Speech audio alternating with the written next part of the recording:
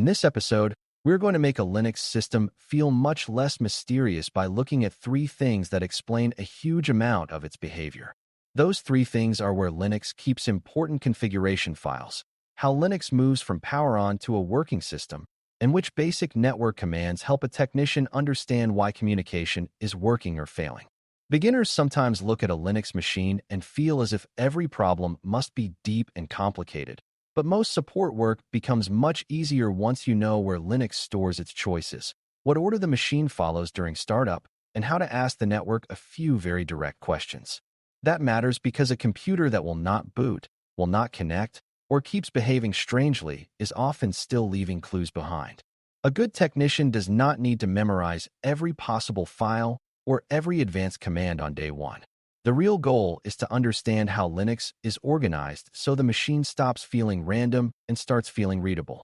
Before we continue, a quick note. This audio course is part of our companion study series. The first book is a detailed study guide that explains the exam and helps you prepare for it with confidence. The second is a Kindle-only ebook with 1,000 flashcards you can use on your mobile device or Kindle for quick review. You can find both at Cyber.Me in the Bare Metal Study Guide series.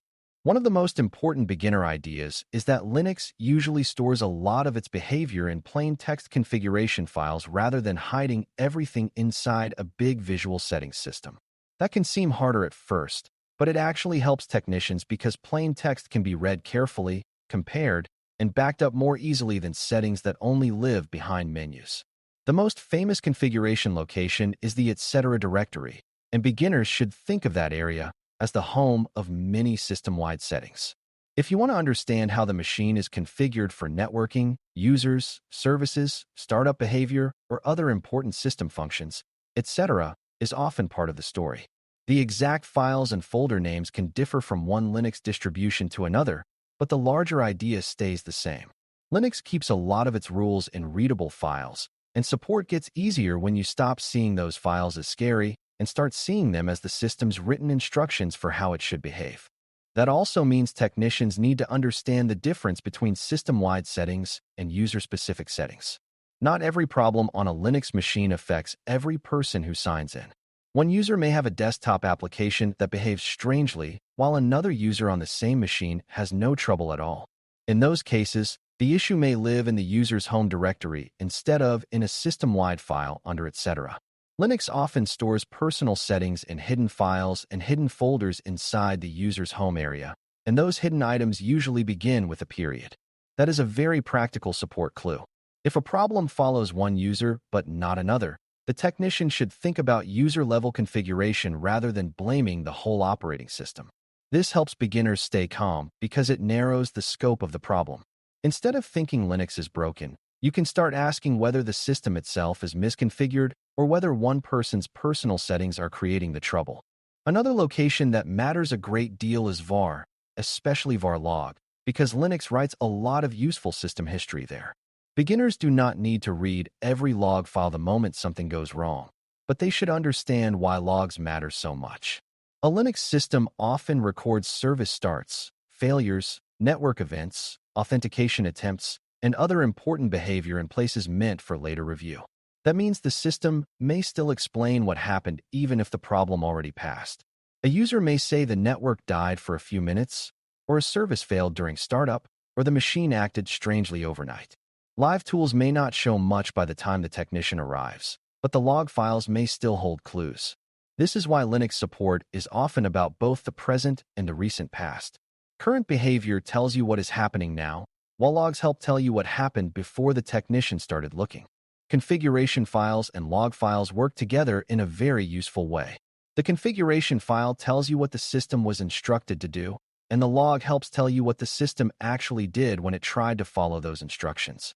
That difference matters because a problem may not come from a missing configuration at all. The file may exist and look reasonable, but the related service may still fail because of permissions, missing dependencies, wrong file paths, or unexpected hardware conditions. Beginners sometimes assume that if a file looks present, the issue must be elsewhere, but Linux support becomes much stronger when you compare intended behavior with actual behavior. A service file, a network setting, or a startup rule may appear correct at first glance, yet the logs may show that something else prevented it from succeeding. This is a very important beginner habit. Read what the system was told to do, then look at what happened when it tried, and do not assume those two things always match perfectly. Once configuration locations begin to make sense, Linux startup becomes much easier to follow because it is really just a chain of stages. A machine does not jump from powered off to full desktop all at once. First, the hardware begins its startup process. Then the firmware hands control forward. Then a bootloader helps locate the operating system. Then the kernel starts. Then the system brings up services and prepares the user environment. A beginner should not think of this as a long technical ritual to memorize word for word. It is more helpful to think of it as a series of gates. If the machine fails early, the symptom looks different than if it fails later. If the screen never reaches the bootloader, the problem sits in a different place than if the kernel begins loading but a key service fails afterward. This is why understanding boot components matters. They help the technician place the failure in the correct stage instead of treating every no-boot problem as one giant mystery.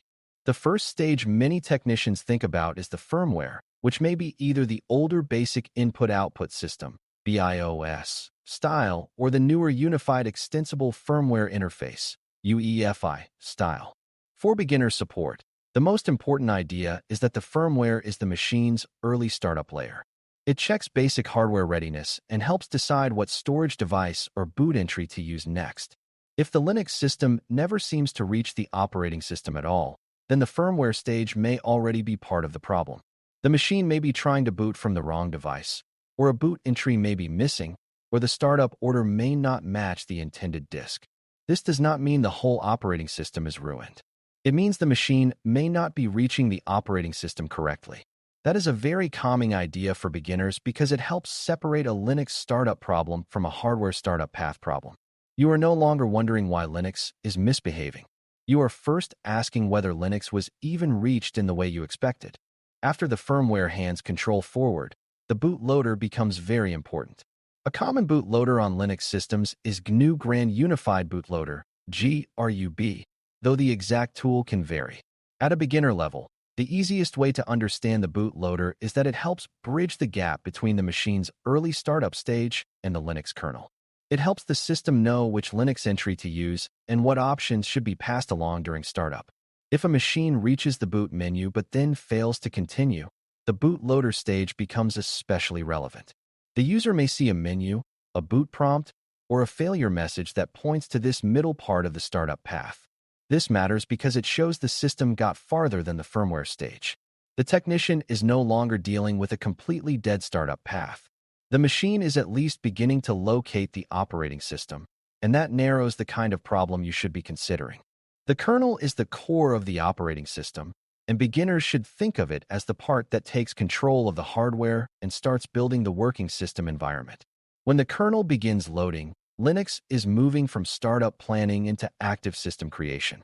The kernel has to understand the hardware well enough to continue, and it often relies on help from an initial startup image that includes important support pieces needed very early in the boot process.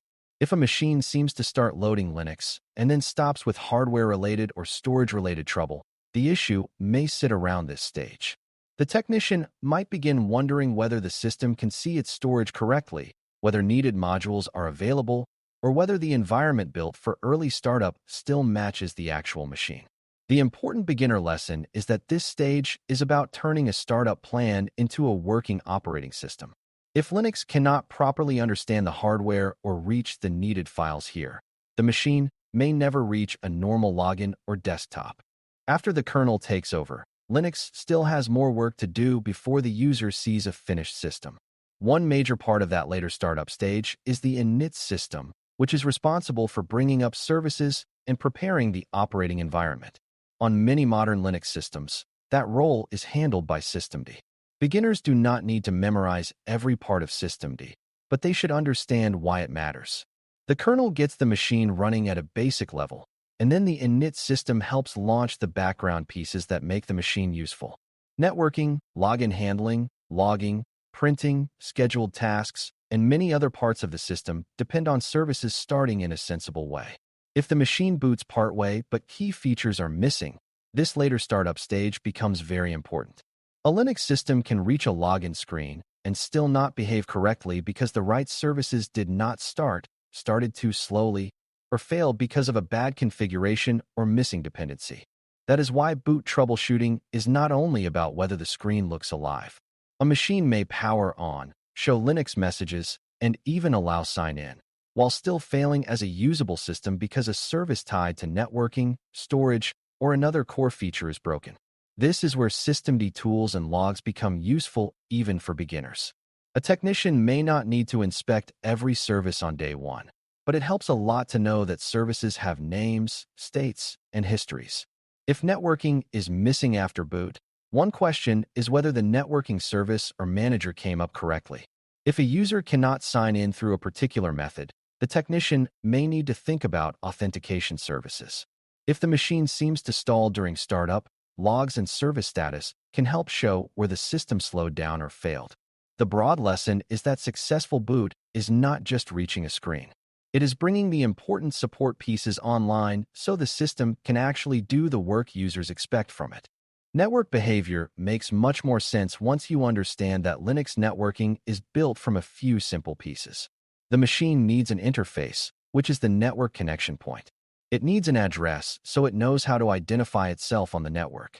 It often needs a route, so it knows where to send traffic that is not local. It also needs name resolution, so human-friendly names can be turned into network addresses. Many Linux systems store networking-related choices in files under etc., though the exact location depends on the distribution and the networking method in use. Some systems may rely more on a network management service, while others use more direct configuration files. That can sound messy to beginners, but the main support idea is stable. A network problem usually comes down to one of four things. The interface is not working, the address is wrong or missing, the route is wrong or missing, or name resolution is failing. Once you start asking those questions, Linux networking becomes much easier to reason through. One of the best beginner commands for network support is IP, because it helps show the machine's current view of its interfaces, addresses, and routes. Instead of guessing whether the system has a useful network identity, the technician can ask directly. If the machine has no address, that already explains a lot. If the machine has an address, but no sensible route outward, that points to a different problem. If the route is present, but traffic still fails, then attention moves to a later part of the path. This is one reason Linux network troubleshooting becomes powerful so quickly. The commands often answer very direct questions. Another simple tool is ping, which helps test whether traffic can reach another target and come back. Ping is useful because it lets technicians move outward in a sensible way. Can the machine reach itself, a nearby local target, the local gateway, or a more distant destination? Those small tests are much better than declaring that the whole network is down based on one vague complaint. Name resolution is another major part of Linux network support because users usually think in names while the network often moves traffic by number. This is where domain name system, DNS, matters. If the system can reach a destination by address, but not by name, then the problem is not general network reachability in the broadest sense. It is more likely a name resolution problem. Commands such as dig, host, or nslookup can help test that part of the process. Beginners do not need to master all three immediately. The main point is to understand the question these tools answer. When the user says a website or service is unavailable, the technician should ask whether the name is being translated properly into an address. That one check can save a lot of wasted effort. Without it, a technician might blame the network card, the cable, or the remote system when the local machine simply does not know where the named destination lives. Linux becomes much easier to troubleshoot when you separate connectivity problems from naming problems instead of mixing them together. When the machine can reach some things, but not others, more path-focused tools become useful. Traceroute helps show the route traffic appears to take toward a distant destination, which can help technicians understand whether the path breaks early or farther away. Commands such as ss help reveal which network connections are active and which services are listening for traffic on the local machine. Those clues matter because not every failure is a general connection failure. A service may be down on the local host, or a path may be fine while the expected application is not actually ready to receive traffic. Logs matter here too. If the network manager, service, or resolver has been failing during boot, the commands showing live network state may only tell part of the story. This is why good Linux troubleshooting combines configuration, current state, and recent history. The file says what should happen, the live command shows what is happening now, and the logs help explain what happened on the way to the current state. A simple support example brings all of this together. Imagine a Linux system that powers on, but the user says it is not behaving correctly because the network never comes up and a needed service is missing. A beginner technician does not need to panic. First, think about where the machine is in the startup chain. It clearly got past the earliest hardware stage if Linux begins loading and reaches a login. Next, think about later boot and service startup. Did the network service or manager start correctly? Then think about current network facts. Does the machine show an interface, an address, and a route? Can it ping the local gateway? Can it resolve a name through DNS? Finally, think about logs and configuration. What do the relevant files under etc. say should be happening, and what do the logs say actually happened? This approach turns a vague complaint about Linux not behaving into a set of smaller, answerable questions. That is exactly how beginner technicians grow. They stop treating the machine like a black box and start reading the evidence it is already providing. By the end of this episode, the main idea should feel much more manageable. Linux configuration files matter because they hold many of the system's instructions, especially under locations such as etc. and in user-specific hidden files under home directories. Log locations matter because they preserve a record of what the system did when it tried to follow those instructions. Boot components matter because they help technicians place a startup failure in the correct stage, from firmware to bootloader to kernel to the init system and services. Network commands matter because they answer direct questions about interfaces, addresses, routes, naming, and connectivity instead of leaving the technician to guess. When beginners understand where Linux keeps its choices, how Linux becomes a working system during boot, and how to ask the network a few clear questions, the platform becomes far less intimidating. It starts to feel structured, readable, and logical, which is exactly what a support technician needs. Thanks for listening. For more audio courses, daily newsletters, and more, please visit BareMetalCyber.com.